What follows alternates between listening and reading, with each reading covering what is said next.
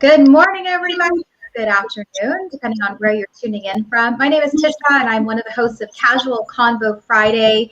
And my co-host Nate is taking the day off, but I have the pleasure of introducing you to some Arizona residents. I guess all three of us come from Arizona. We've got Anthony Garone, we've got Ellis Fitch. They are the co-founders of Edify Content.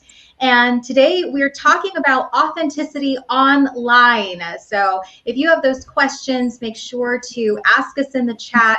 This is a pretty casual conversation, and we'd love to dive into maybe what struggles and what questions you have. And I have my full list of questions too. But Anthony and Ellis, thank you so much for tuning in today and for being on the Casual Convo Friday show and jumping into my hot seat. I'm ready. Are you guys ready? Absolutely. Yeah. Thanks for having me. Oh, of course. Thank you so much. Okay, so when we talk about being authentic, what does that mean to both of you? What does it mean to be authentic? Anthony, you want to take this first? Sure. I think there's a big difference between people who have a personality online and people who are trying to have a personality online. There's a way of just speaking in a natural way that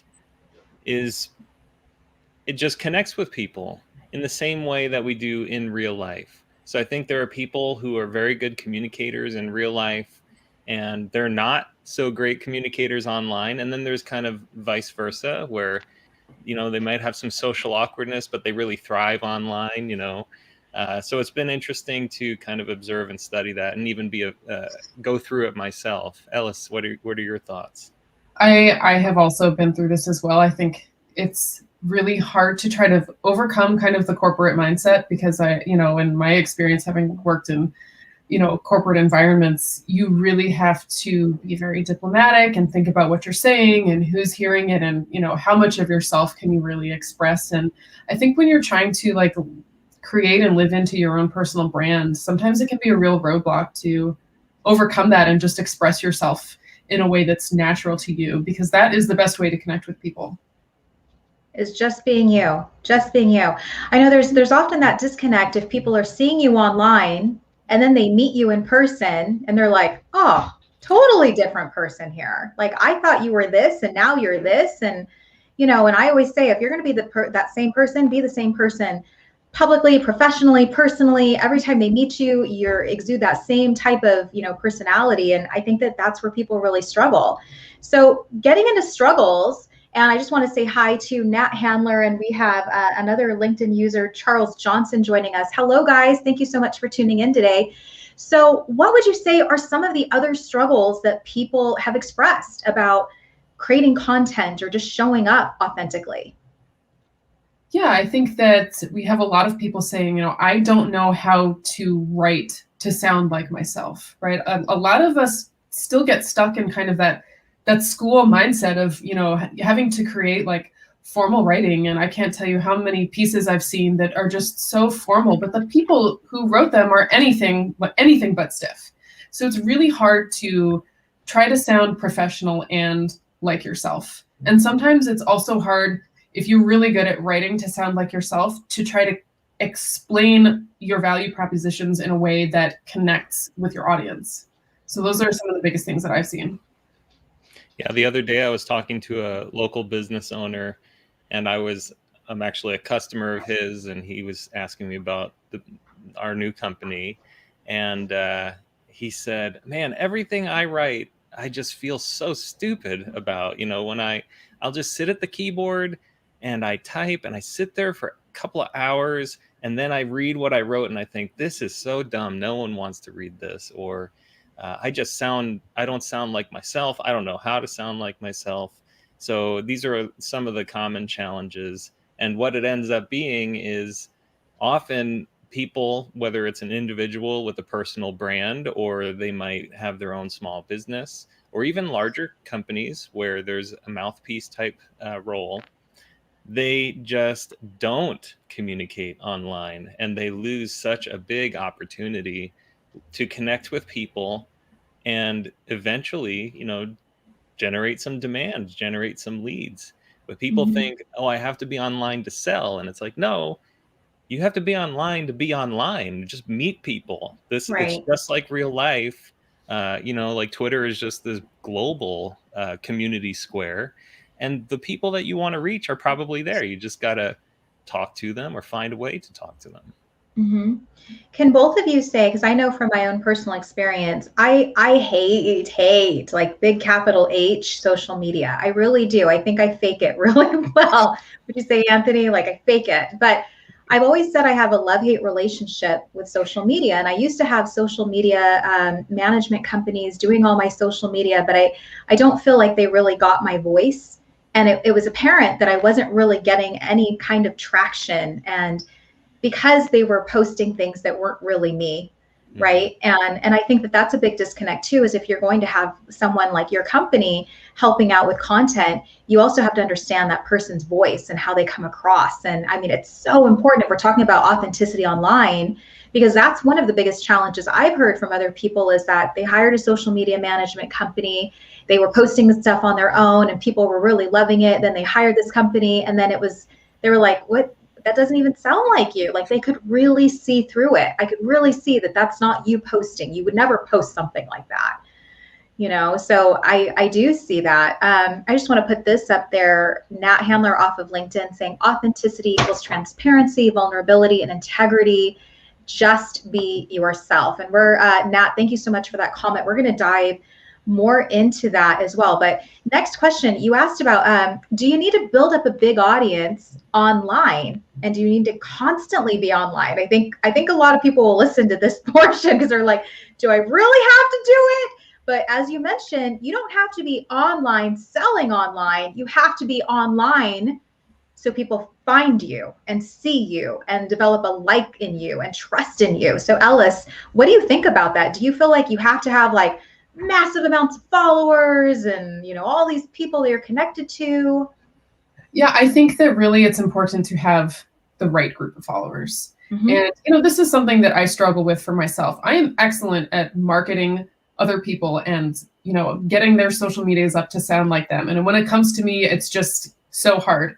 So I really understand that. But really, when you're looking to build an audience, just like when you're looking to even build leads, if you're in a business, you're not going for volume, you're going for quality, because that's where you're really going to see your return. And that's where you're also going to find the community that really connects with who you are authentically.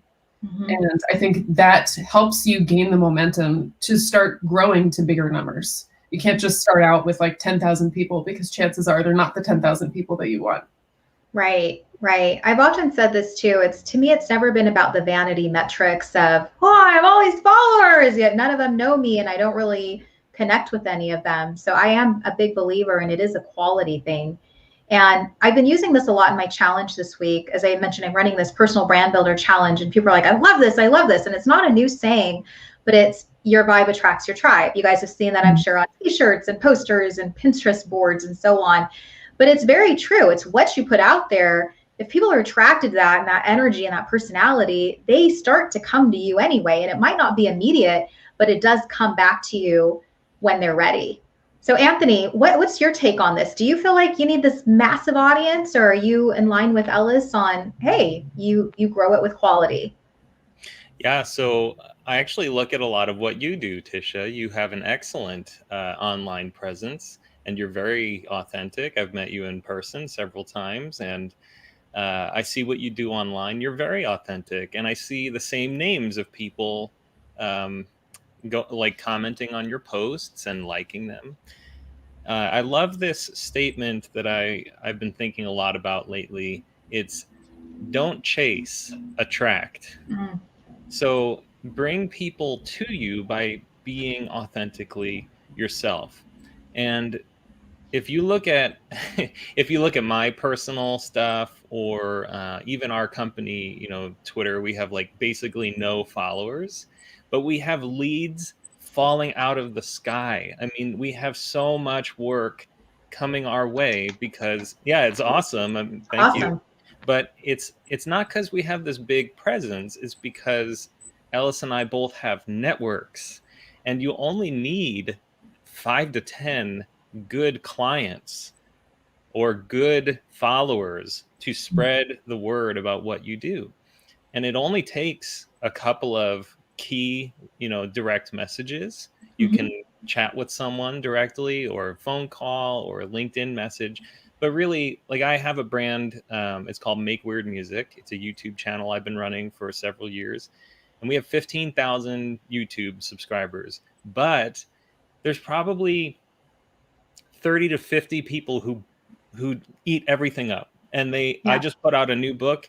It costs $90 and they're all buying it. You know, like, this book is hardcover. It's like this really esoteric topic, but people are buying it. And I don't need to sell 1,000.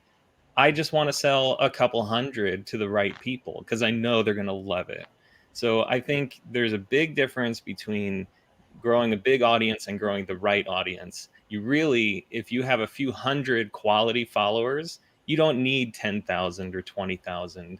They will support you, and they will find ways to, if you need money, they'll get you money. If you need posts shared, they'll share your posts. You know, they work for you because they love to help you, because you are connecting with them and they relate to you.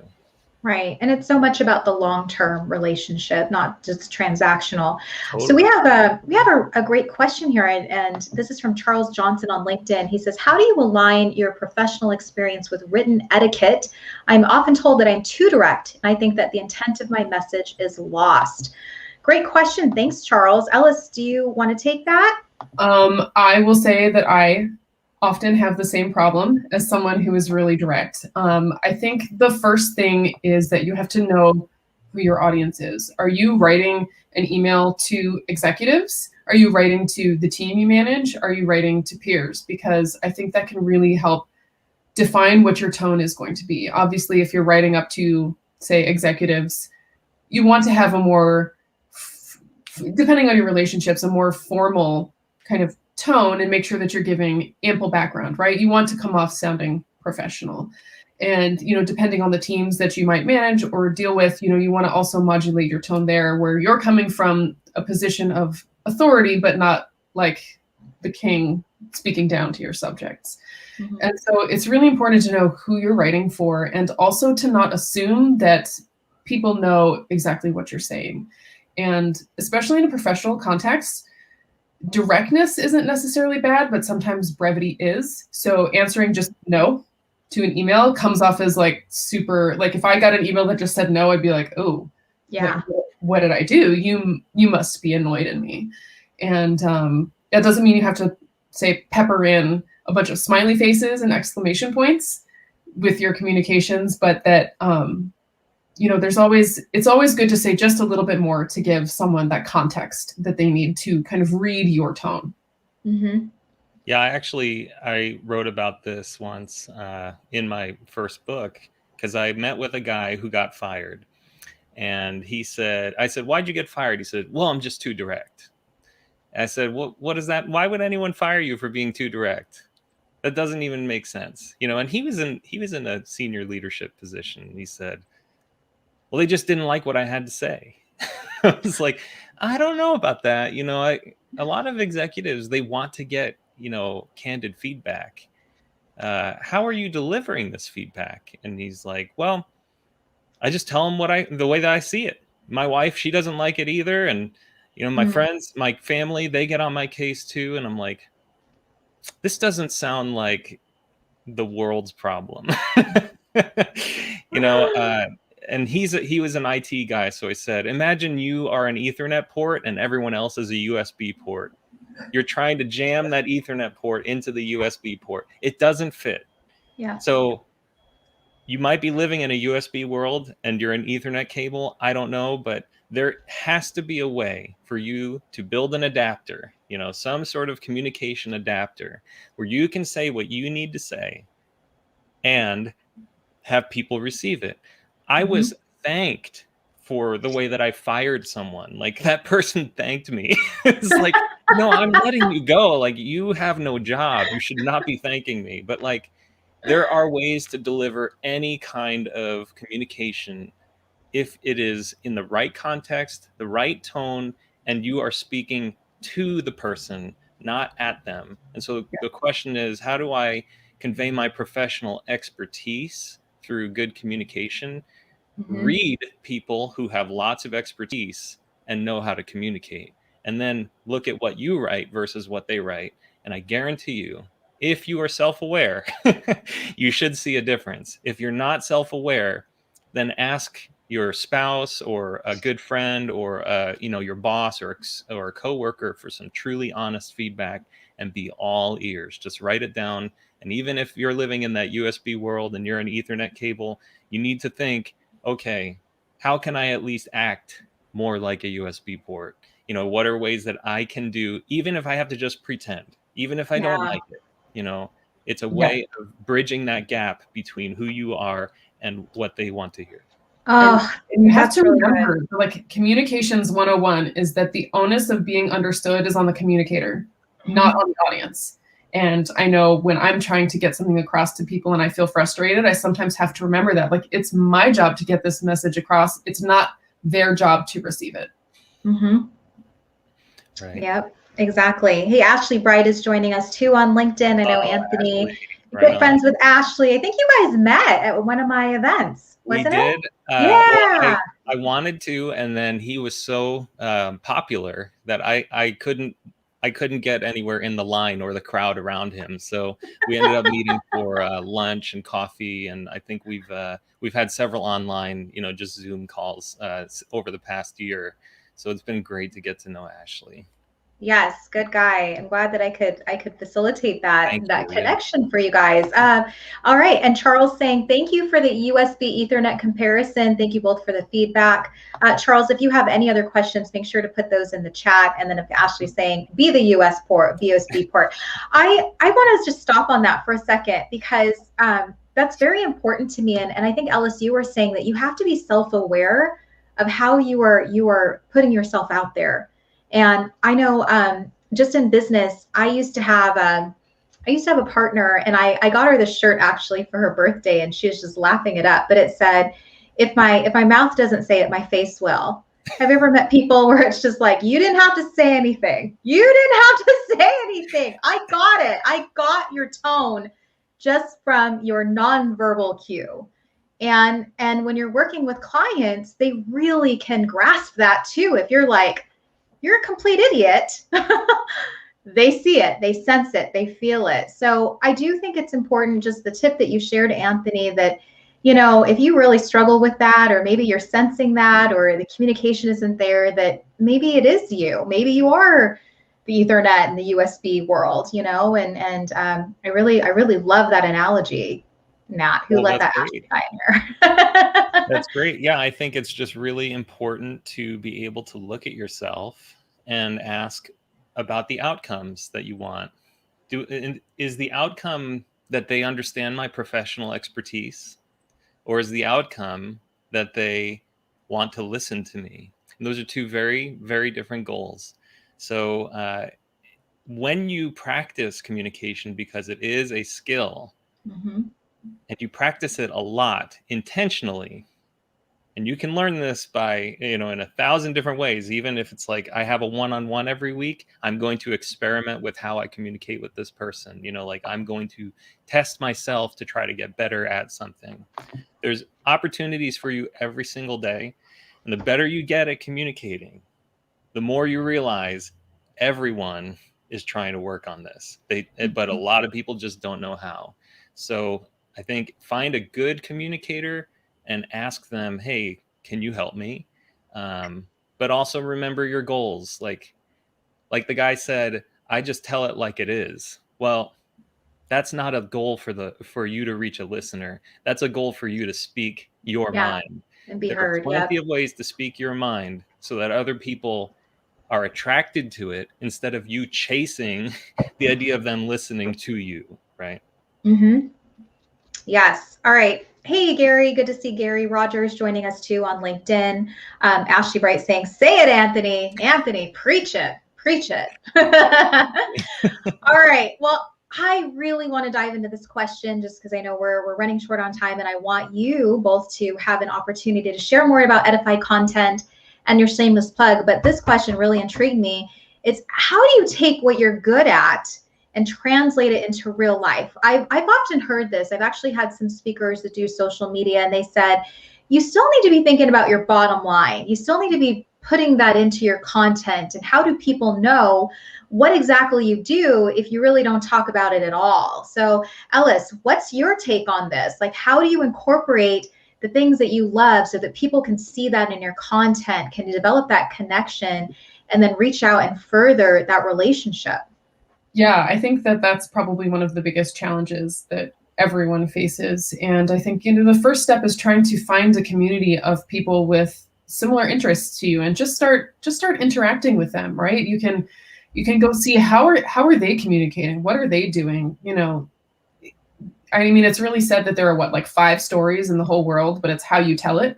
Mm-hmm. So you just have to go see how other people are telling their stories and try to get a little bit of inspiration from that. I know that's one thing I do personally. Yeah. No, that's good. I will say that too. I'm sharing, just in my challenge today about how do you start creating content. And there was a really great post today on LinkedIn. I'll have to tag you guys in it too. But the author was saying that she had a troll that was saying that she's a lazy content creator because she's using polls, and it got several likes and comments, like 400, 500 likes on this. And I just love what she said. She's like, even if you are not a content creator, go follow people that you really admire their content, because it does start to spark that interest in you of, I like what that person said. Here's my spin on it. I'm going to tell it from this perspective. Like, I remember my good friend Greg Brenner on LinkedIn said that he sucks at a couple of different things, but he doesn't suck at these things. He's like, I suck at this. And I immediately did a convo in my Camry of, we all suck at something. And I shared the things that I suck at. Like, so you kind of play off other people of, hey, they're talking about this, and I want to join this conversation and give my own little personality and spin to it.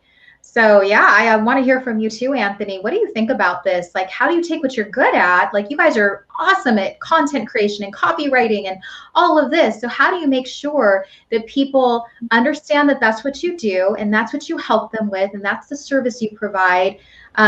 And do it in a real life fashion. So it's not just every post is, another post about content, another post about content, another post about, like, you see that where you're like, I get it. You're a content writer. Like, I get it.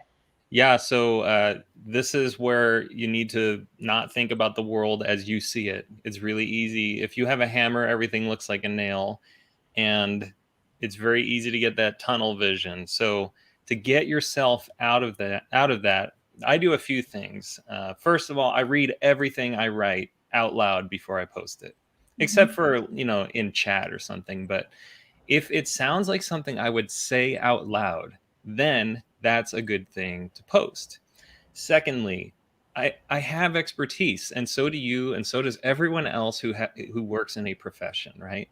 So you are bound to have an opinion on something. You're bound to have, even if it's the most ridiculous thing, like, oh, well, 12 gauge wire is better than 14 gauge wire if you're doing a 10 amp circuit, okay, fine. Just say it. Just say it out loud. Generate some opinions. But no one wants to hear promotional stuff all day long. Otherwise, you're like a clanging gong, right? We've all heard that. And so you don't want to be the clanging gong. You want to attract people. And you attract them by expressing opinions that resonate with them that you also believe. This is why the most popular people on Twitter, or the people gaining the most followers, are the ones talking about politics, COVID, the vaccine, all this stuff. That's what is on everyone's minds right now, especially since we've all been, hunkered down in our homes. So it's like, obviously, I want to talk about this thing that's getting to me.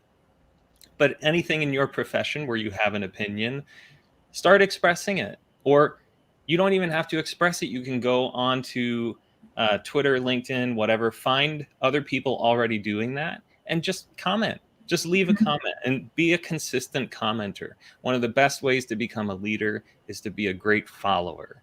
And to be like a great follower, that means I know how to participate in this. And then you develop that skill of participation. And if you're not ready to really be communicating on your own, to build your own personal brand, engage with people in that community by commenting, and they get to know your name and they associate you with that topic. And eventually you'll start saying your own thing. So just take it easy, baby steps to communicating. Participating is a great first step in becoming an online, authentic communicator. Mm-hmm. I second that. Okay, one last question, then we'll get into some shameless plugging here. But one of the questions you asked was like, should you just make stuff? Like, should you just, if you're, blogs, videos, what do you guys think about that? Like in terms of content, I think it really depends on the person, because I actually do really love blog writing, and make it one of my weekly goals. But what do you guys think about that, Ellis? Yeah, I think that if it's something you really love, I mean, like, go for it. But, a lot of people that we talk to say, I don't know what to say, or, I have these 2,000 words and I don't know what to do with them. And I always tell people, like, we don't want to just create content for the sake of creating content, because like most things in life, it's not a build it and they will come sort of scenario. Right. And you don't want to waste your resources telling yourself that you have to have a blog when maybe your business model doesn't even need a blog.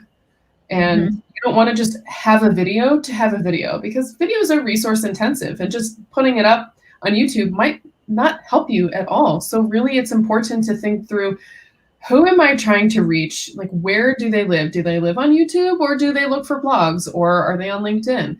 And then targeting your content to where they are, and having a strategy, because the other thing is that content is there to get people to do something. They don't want to just, you don't want them to just come read your blog and be like, oh, that was nice, bye. Yeah. Right? You want them to stick around. You want them to be part of your audience. You want them to buy some of your services. And so your content should have a goal. It should be, you want them to sign up for your newsletter. You want them to download something. You want them to go watch this other video, right? It's all about moving them. It's like sales. It's about moving them through a funnel and keeping them around. Exactly. Obsess over the outcomes, not the process. You can love blogging. That doesn't mean you're good at it.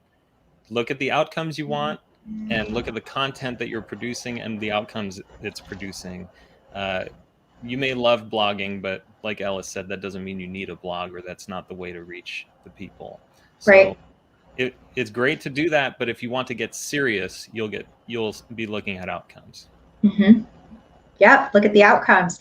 All right, so shameless plug time. Anthony, Edify Content, tell us about it. Tell us about, you've got your free download here, the seven top things you need for good content strategy. We have that at the bottom. I guess you grabbed that off of your website. Yep. And yeah, tell us a little bit. Who are you working with? Yeah, we're working with all sorts of small and medium businesses right now, and the idea is to help them develop a good content strategy. And that doesn't just mean posting on a blog every week. It means having a consistent experience for a visitor, whether they're on your Twitter feed or your blog or your live stream, whatever it is. I love Ashley Bright's stuff because the Message Fixer logo and the colors, even his glasses match the color of his brand. Like, everything is consistent with Ashley, and he's a great example of content strategy. So we try to help companies build that content strategy, have good, meaningful words on their website, and have meaningful non-word content as well, like videos and podcasts. So any sort of content development needs, we are happy to help. You just go to edifycontent.com. It's spelled at the bottom of the screen, scrolling by every few seconds. All right. Well, I just want to say thanks so much for spending your Friday with me, Anthony and Ellis, and jumping in the hot seat on Casual Convo Friday. And for those of you who are tuning in, I hope you will also connect with Anthony and Ellis, and you can find them on their website, or they're both on LinkedIn as well. And if you have any more questions for them, make sure to put them in the chat on the replay, and we will get back to you. But happy Friday, everybody. And thanks again, Anthony and Ellis. It was great to have you. Thank you. All right. It's great to be here. Happy Friday. Bye, everyone. Happy Friday. Bye.